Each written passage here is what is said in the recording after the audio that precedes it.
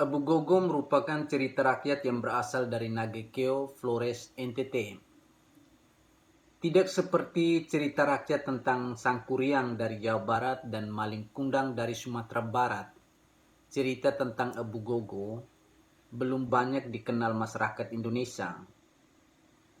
Meski demikian, cerita rakyat tentang Abu Gogo telah mendunia melalui film The Cannibal in the Jungle dan novel Legends of the Abu Gogo. Cerita Abu Gogo mencuatkan misteri antara kanibalisme, legenda, dan fakta. Adalah Dr. Gregory Ford dalam bukunya dengan judul Image of Development in Southeast Asia, An Anthropological Perspective, ia menulis tentang Abu Gogo sebagai berikut.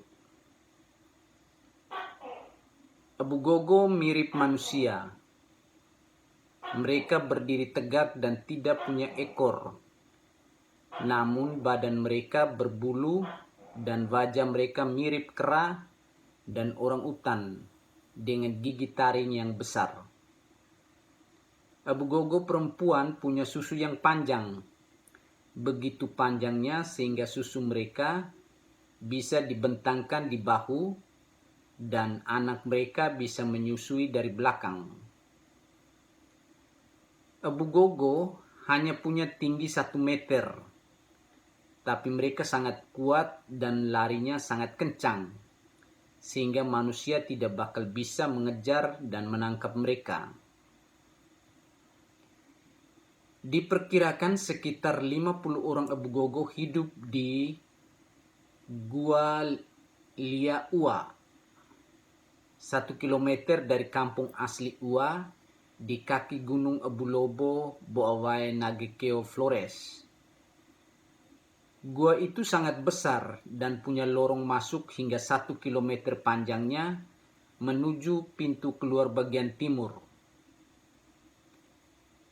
Abu Gogo tidak mengenal alat-alat atau perkakas atau senjata, juga tidak mengenal api.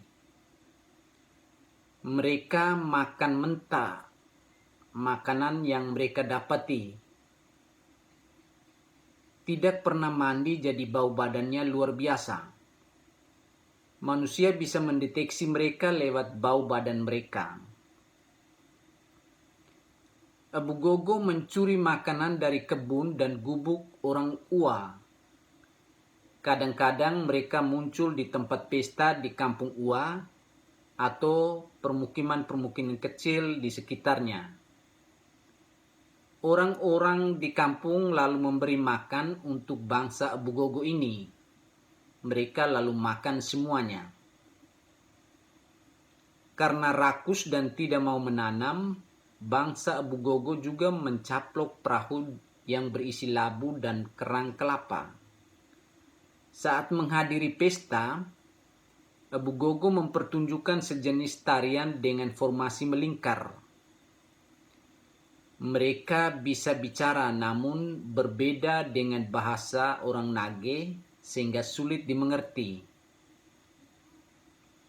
Suatu saat, seorang Abu Gogo perempuan ditangkap saat mencuri di wilayah salah satu leluhur orang Ua bernama Humaleli.